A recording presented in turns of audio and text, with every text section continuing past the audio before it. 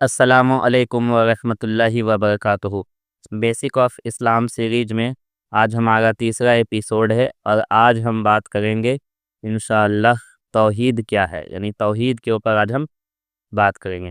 تو یہ آپ کے سامنے ایک امیج نظر آ رہا ہوگا جس میں توحید کی اقسام دی گئی ہے اور اس کے بعد اس کا مقصد جو ہے اس پہ ہم بات کریں گے۔ سب سے پہلے آ جاتے ہیں کہ توحید ہے کیا، توحید کیا ہے۔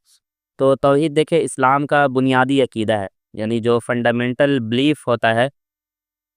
تو اسلام کا فنڈامنٹل بلیف کیا ہے؟ توحید ہے۔ اس کا مطلب کیا ہے؟ اس کا مطلب ہے کہ اللہ کو واحد، بے مثال مالک حقیقی ماننا، یعنی اللہ تبارک و تعالیٰ کو ہم یکتا مانیں اور بے مثال مانیں کہ اس کے جیسا کوئی نہیں ہے، اور مالک حقیقی مانیں کہ ہر چیز کو پیدا کرنے والا، ہر چیز کو بنانے والا، ہر چیز کو ختم کرنے والا وہ اللہ تبارک و تعالیٰ، اللہ کی ذات ہے۔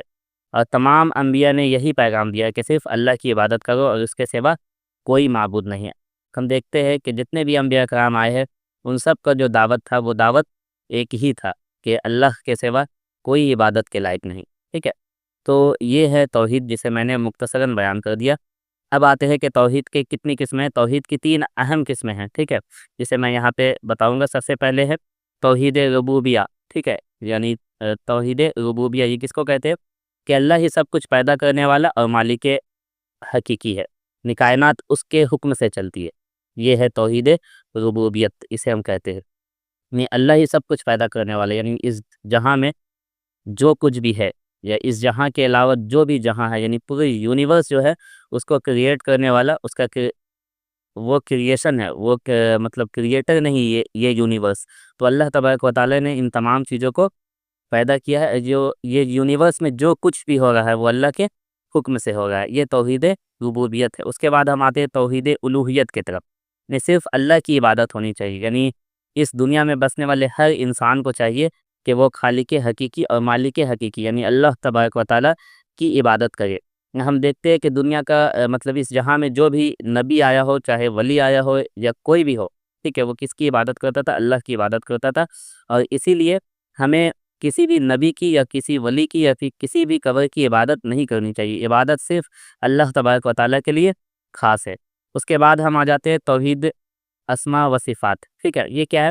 کہ اللہ کے نام اور صفات میں کوئی شریک نہیں، یعنی اللہ کا جو نام ہے اور اللہ کی جو صفات ہے ان صفات میں اللہ تبارک و تعالیٰ منفرد ہے اور بے مثال ہے، یعنی اس طرح کی مثال، یعنی جو اسماء و صفات ہم اللہ تبارک و تعالیٰ کے لیے استعمال کرتے ہیں جس مطلب پرسپیکٹیو میں، اسی پرسپیکٹیو میں ہم کسی انسان کے لیے استعمال نہیں کر سکتے، اسے ہم کہتے ہیں توحید اسماء و صفات، ٹھیک ہے۔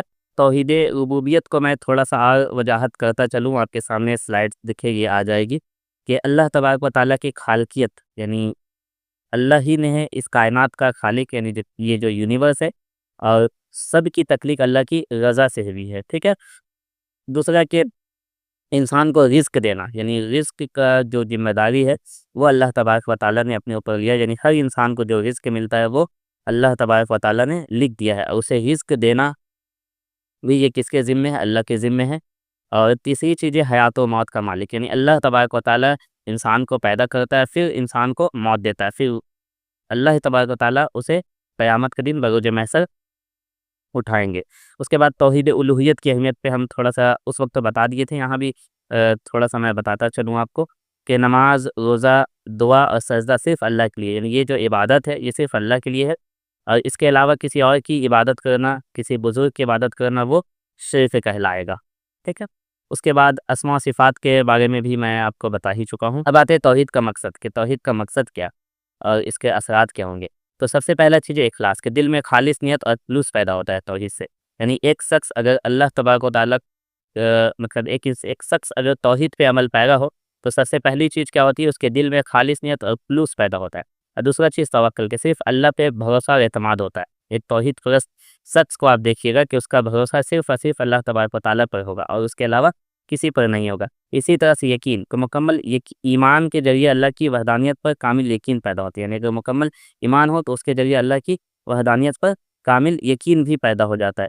تو یہ رہا توحید کے اوپر میرا مختصر سا ٹاپک۔ اگر آپ کو پسند آیا ہو تو آپ کمنٹ باکس میں ضرور لکھیں۔ تو آج کے لیے اجازت چاہتے ہیں۔ السلام علیکم ورحمۃ اللہ وبرکاتہ۔